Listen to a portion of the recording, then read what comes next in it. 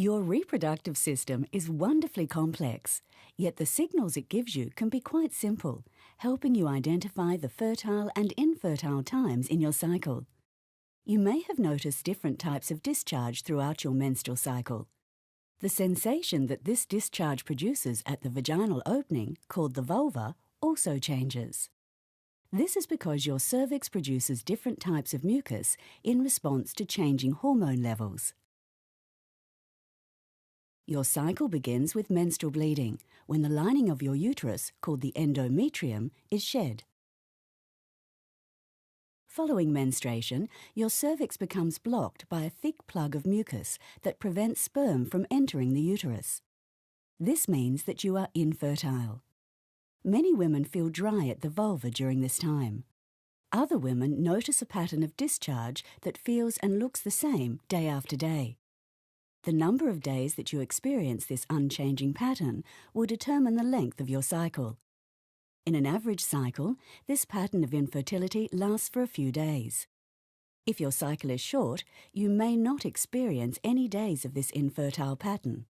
In a longer cycle, you will have more. Early in your cycle, the pituitary gland in your brain begins to secrete a hormone called follicle-stimulating hormone, or FSH. FSH stimulates the growth of a group of follicles in your ovaries. Each follicle contains an egg and a bundle of surrounding cells that secrete the hormone estrogen. Estrogen activates the cervix to produce the mucus essential for fertility. This is the start of the fertile phase. The fertile phase, shown here using a baby symbol, begins a few days before ovulation.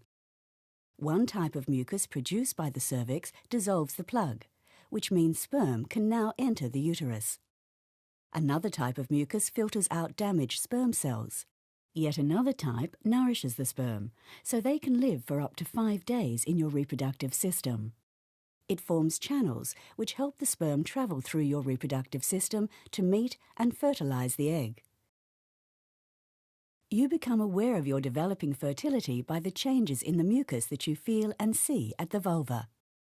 You will notice that you feel increasingly wet and then slippery, and you may see mucus that becomes thinner and clearer.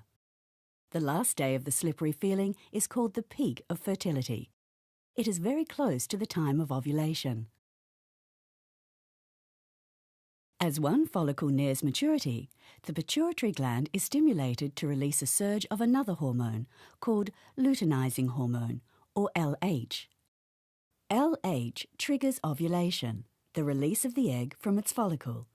The egg is swept up into the fallopian tube, ready to begin its journey towards the uterus. If fertilization doesn't occur, the egg will die within a day of ovulation. But if the egg meets any sperm along the way, fertilization can take place. After ovulation, the empty follicle is transformed into the corpus luteum. The corpus luteum produces a hormone called progesterone. Progesterone prepares the endometrium in case there's a fertilized egg ready to implant. It also causes the mucus to thicken and the plug to begin forming in the cervix again. The day following the peak, you'll no longer feel wet or slippery at the vulva. By the end of 3 days after the peak, your fertility for this cycle is over. About 2 weeks after ovulation, a new cycle begins. We can now see how essential cervical mucus is for fertility. Once you're familiar with your patterns, you'll be able to identify your fertile and infertile times. This knowledge can help you to achieve or avoid pregnancy. It can also help you to safeguard your reproductive health, as you'll be able to recognize changes which might need medical investigation. This is knowledge that every woman ought to have.